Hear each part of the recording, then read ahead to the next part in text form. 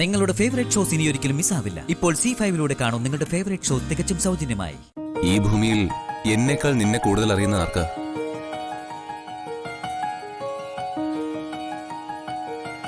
പലപ്പോഴും നിന്നെ ഓർക്കുമ്പോ അമ്പരപ്പ എനിക്ക് തോന്നുന്നത്. ഒരുപക്ഷെ ഞാൻ പച്ചയായ ഒരു മനുഷ്യനായി പോയതുകൊണ്ടാവാം എന്റെ മനസ്സിൽ സ്വാതി ഒരു വിഗ്രഹമായി നിലകൊള്ളുന്നത്. നിന്റെ മനസ്സിൽ അങ്ങനെ ആരുമില്ല. താലി കെട്ടിയ പുരുഷനെ നീ മറ്റൊരു കണ്ണിൽ കാണുന്നു. ലക്ഷ്മി, ഒരിക്കലും നിന്നെ അറിയാൻ എനിക്ക് കഴിയാതെ പോകുന്നല്ലോ. ഇങ്ങനൊരു മനസ്സ് നിനക്ക് എങ്ങനെ കിട്ടി? നിങ്ങൾക്കത് അറിയണമെങ്കിൽ അച്ഛനും അമ്മയും ഇല്ലാത്ത മറ്റുള്ളവരുടെ പഴിയും ശകാരവും കേട്ട് വളർന്ന ഒരു കുട്ടിയെ അറിയണം.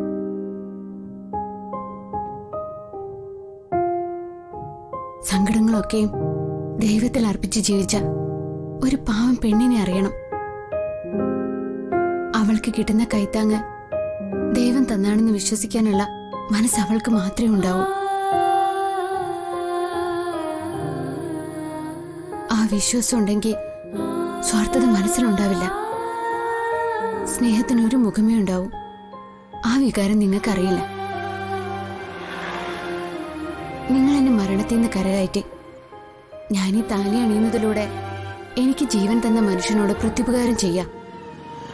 നിങ്ങളത് വിശ്വസിച്ചില്ലെങ്കിലും എനിക്ക് പരാതിയില്ല. ദാമ്പത്യത്തിനപ്പുറം ഒരു ജീവിതമുണ്ട്. അത് ദൈവം എന്നെയും നിങ്ങളെ ഏൽപ്പിച്ച ദൗത്യ. അത് ഞാൻ പാലിക്കുന്നു. എനിക്കിത് ഈശ്വര നിയോഗ. നിങ്ങൾക്ക് സംശയങ്ങൾ വരുന്നത് എന്റെ തെറ്റല്ല. ഇങ്ങനെയൊക്കെ സംസാരിക്കാൻ നിനക്ക് എങ്ങനെ കഴിയുന്നു?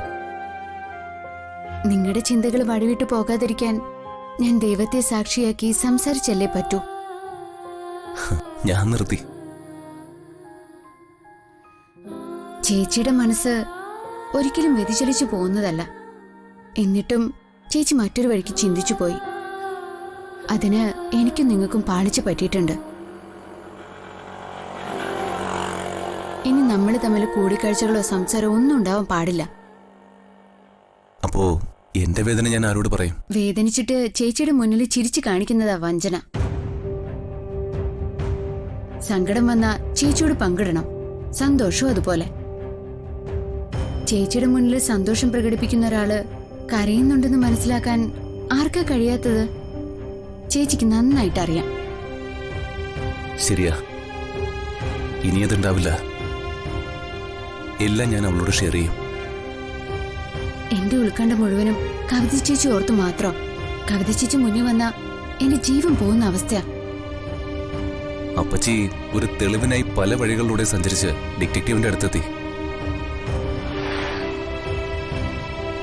പക്ഷേ ഞാൻ കരുതിയത് പോലൊരു മനുഷ്യനല്ല അയാള്. അപ്പച്ചി അയാളെ കണ്ട ശേഷം എന്നെ അയാളെ വിളിച്ചിരുന്നു. വലിയ തുക ഓഫർ ചെയ്തിട്ടും അയാൾ നമ്മുടെ വെഡ്ഡിംഗ് കാർഡ് കൈമാറിയില്ല. സത്യമാണോ നിങ്ങളെ പറയുന്നത്? അതെ, അയാളത് ചെയ്യാത്തത് എന്നെ ഓർത്തല്ല, നിനക്ക് നിന്റെ നാട്ടിലുള്ള വിലയോർത്ത. ഒരു നാട് മുഴുവൻ നിന്നെ സ്നേഹിക്കുമ്പോ സത്യം എന്താണെന്ന് മനസ്സിലാക്കി നിന്നെ മരണത്തിലേക്ക് എറിഞ്ഞു കൊടുക്കാൻ മനസാക്ഷിയുള്ള ആർക്കും കഴിയില്ല ലക്ഷ്മി. അയാള് തോറ്റുപോയത് പെരുവണ്ണാപുരത്തെ ലച്ചുവിന്റെ മുമ്പിലാ.